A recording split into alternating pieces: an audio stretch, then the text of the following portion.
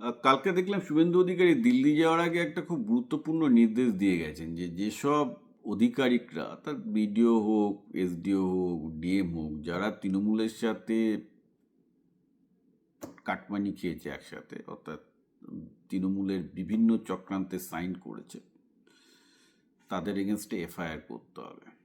আমার ধারণা সেটা করলে হয়তো আমি জানি না 30, 40, 50, 60% আধিকারিক হয়তো অভিযুক্ত হবে। সো প্রশ্ন হচ্ছে যে দুটো প্রশ্ন উঠে গেছে যে আধিকারিকরা তো অনেক ক্ষেত্রে চাকরি বাঁচাতেও সাইন করতে পারে, সেক্ষেত্রে কি তাদের বিরুদ্ধে অভিযোগ নেওয়াটা কি ঠিক হবে? আমি তো বলবো ঠিক হবে, কারণ পশ্চিমবঙ্গে বেকারের অভাব নেই।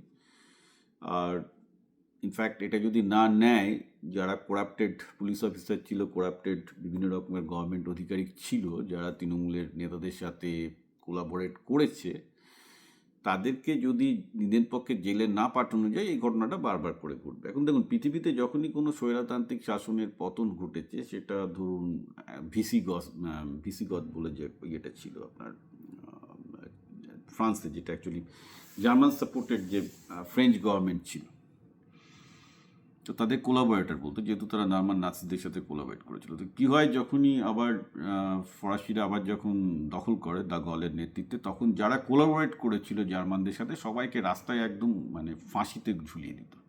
কিছু কিছু এক্সিকিউট করেছে লিগালি, বাট ম্যাক্সিমামকে রাগের চোটে ফাঁসিতে ঝুলিয়ে দিয়েছে।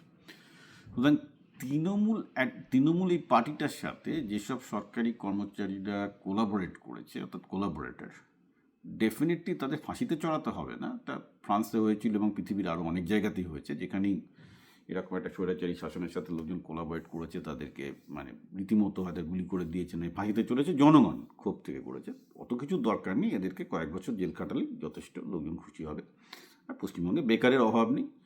যদি এটা করে গোটা 20,000 বা 10,000 যদি অধিকারিক সাসপেন্ডেড হয়, চাকরি ছাড়ায়, তাতে যদি 10,000 বেকার ছেলে চাকরি পায়, কারণ তারা যা ইনকাম করা সারা জীবনে করে নিয়েছে, অসুবিধা হবে না তাদের। বাকি 10,000 বেকার ছেলে যদি চাকরি পায় তো পাক।